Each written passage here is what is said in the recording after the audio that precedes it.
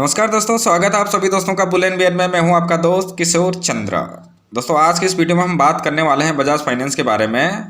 जैसा कि आप सभी जानते हैं, नॉन बैंकिंग सेक्टर में बजाज फाइनेंस से दिग्गज कंपनी में शुमार है और इसका बहुत बड़ा नाम है और इस इंडस्ट्री में कंपनी मार्केट लीडर है।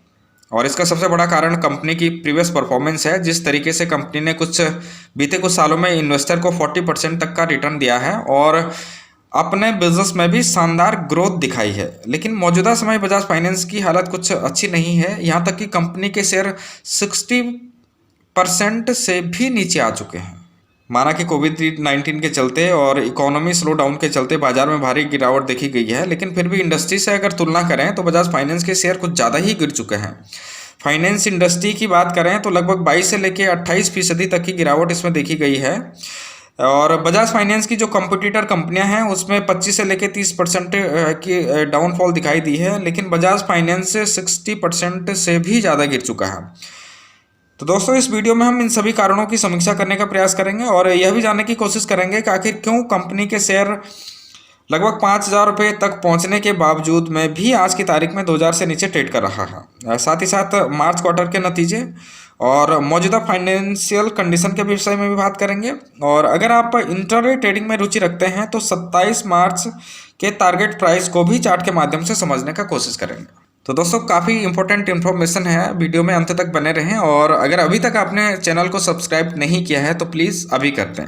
तो आगे बढ़ते हैं और सबसे पहले बात करते हैं बजाज फाइनेंस की मौजूदा शेयर प्राइस के बारे में। तो 24 अप्रैल को बजाज फाइनेंस का शेयर क्लोज हुआ था 1,976.75 रुपये पे, और वो भी भारी गिरावट के साथ में। दोस्तों, इसमें 9.03% की गिरावट देखी गई थी।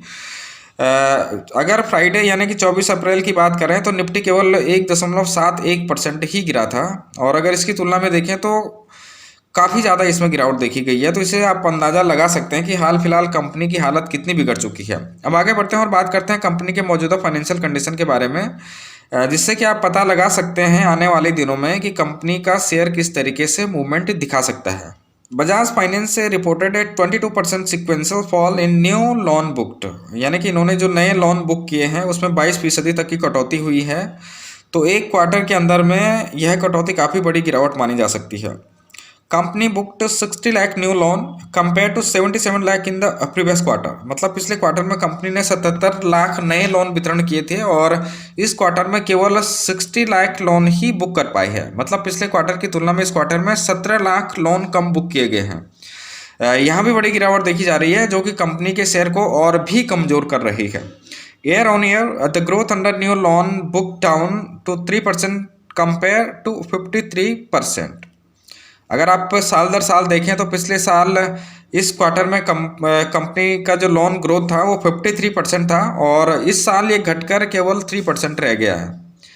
तो आप समझ सकते हैं कि 50% का यह ग्रोथ रेट में यहाँ पे डाउनफॉल हुआ है। तो इसी कारण से कंपनी का शेयर प्राइस में भी इतनी भारी गिरावट देखी जा रही है।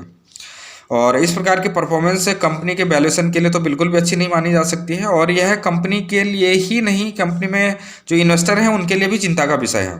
बुरी खबरों के बीच में यह एक अच्छी खबर जरूर मानी जाएगी, क्योंकि 25% कैपिटल एडिक्वेसी रेशो काफ़ी बेहतर माना जाता है। अगर आपका बजाज फाइनेंस में कैपिटल है तो आपका कैपिटल बिल्कुल सुरक्षित समझा जा सकता है। डिपॉजिटर्स के लिए एक अच्छी खबर है कि उनका कैपिटल के बारे में उन्हें चिंता करने की हाल फिलहाल में तो कोई ज़रूरत नहीं मैं दिखती है। The company is carrying liquidity of 15,800 crore as on March 31। मतलब कंपनी के पास हाल फिलहाल 15,800 करोड़ का कैश एंड लिक्विडिटी है।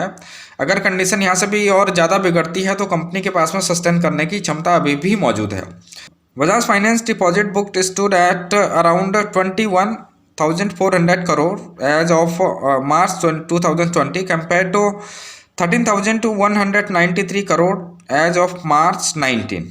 कंपनी का कहना है कि मार्च 2019 में कंपनी के पास में 13,193 करोड़ डिपॉजिट हुआ था और इस साल बढ़कर यह 21,400 करोड़ हुआ है। तो यह भी एक अच्छी खबर जरूर मानी जाएगी।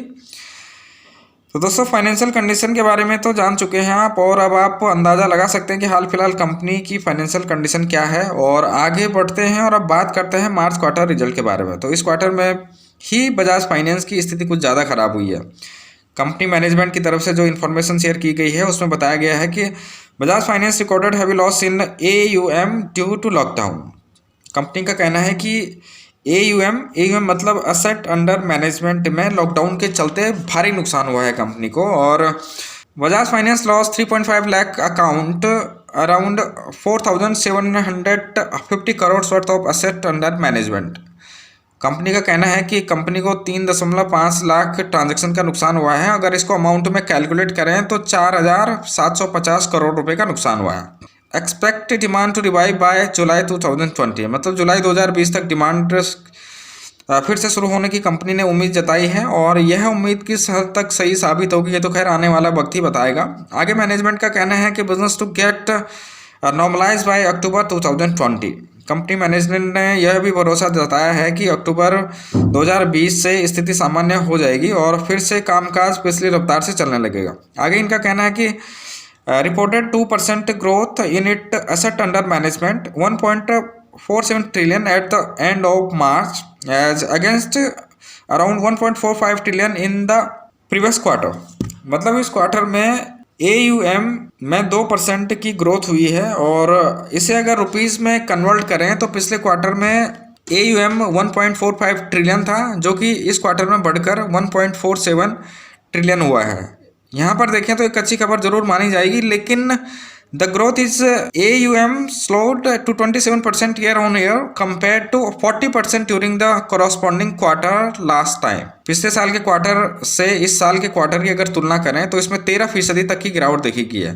पिछले साल में AUM का ग्रोथ 40% था, जो कि साल घटकर 27% हुआ है, जो कि कंपनी और इन्वेस्टर के लिए चिंता का विषय है। तो दोस्तों, इन सभी कारणों को समझने के बाद आपको पता चल गया होगा कि आखिर बजाज फाइनेंस जैसी बड़ी परफॉर्मर के शेयर को इतनी बड़ी मार क्यों पड़ रही है। अब आगे बढ़ते हैं और बात करते हैं 27 अप्रैल बजाज फाइनेंस के शेयर किस तरीके से मूव कर सकते हैं। तो दोस्तों, अब मैं आपको चार्ट के ऊपर में ले जाना चाहूँगा और ये एक इंट्राडे चार्ट है। जैसे कि आप देख सकते हैं, पहली कैंडल ही बेरिश मारुबोजो कैंडल बनी है। यहीं से संकेत डाउन साइड में बन रहे थे और बीच बीच में भी इसमें झटके लगते रहे और आखिर में ये 9.03% की गिरावट के साथ में 1,976 रुपये 45 पैसे पे बंद हुआ। 24 अप्रैल के डे ट्रेडिंग को अगर देखें तो प्रीवियस क्लोज यानी कि 23 अप्रैल को इसकी क्लोजिंग हुई थी 2,175 रुपये 20 पैसे पे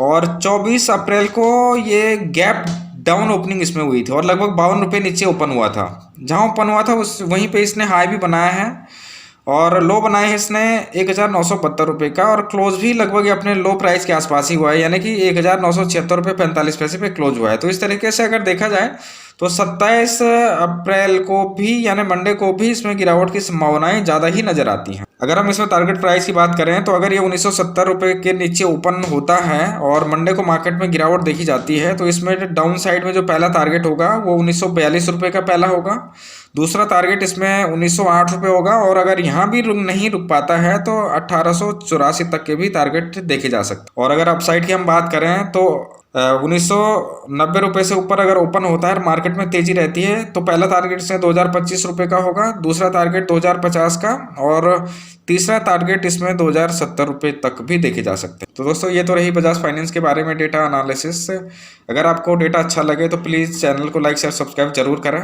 वीडियो देखने के लिए आपका बहुत बहुत धन्यवाद। अगली वीडियो में फिर मिलता हूँ, तब तक के लिए आज्ञा दीजिए। नमस्कार, जय हिंद।